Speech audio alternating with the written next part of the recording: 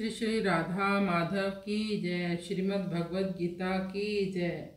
श्रीमद् भगवद गीता का दूसरा अध्याय श्लोक संख्या 39 का अभी हम पाठ करेंगे।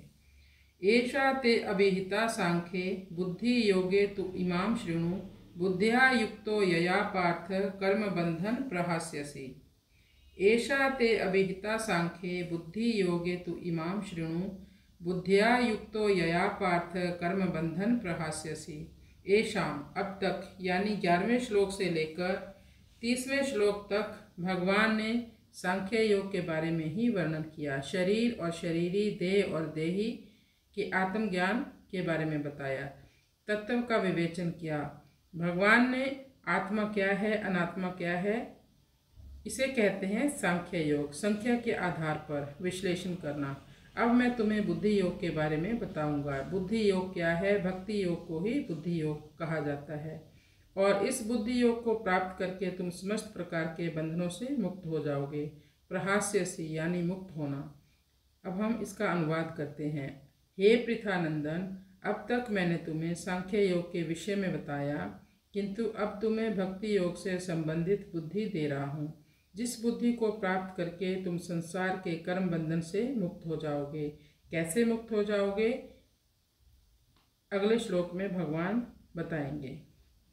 नेहा अभिक्रम नाशो अस्ति प्रत्ययो न विद्यते स्वल्पम अस्य धर्मस्य त्रायते महतो भयात्। नेहा अभिक्रम नाशो अस्ति प्रत्ययो न विद्यते स्वल्पम अस्य धर्मस्य त्रायते महतो भयात्। भगवान अभी भक्ति योग यानी बुद्धि योग के बारे में कहते हैं।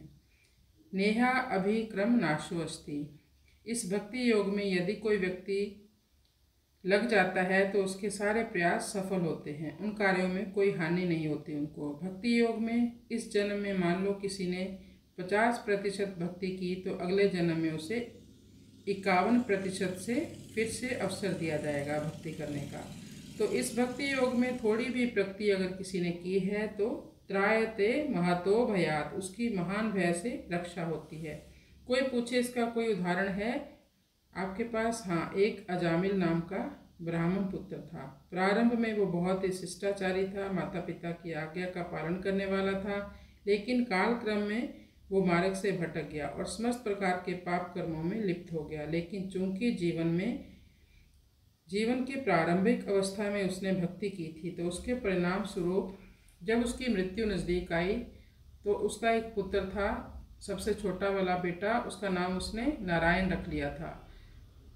तो जब उसकी मृत्यु निकट आई तो हमेशा वो अपने छोटे पुत्र को ही आवाज़ देता था, नारायण बचाओ, नारायण आओ, नारायण कहाँ हो, हमेशा नारायण को ही बुलाता था। तो चाहे उसका पुत्र ही था नारायण, लेकिन भगवान का नाम भी तो नारायण ही है ना। तो भगवान ने सोचा कि मुझे पुकारा है, शायद भगवान ने अपने विष्णु दूतों को उसके पास भेज दिया। यानी यदि किसी ने इस जीवन में थोड़ी भी भक्ति की है तो वो कभी नष्ट नहीं होगी।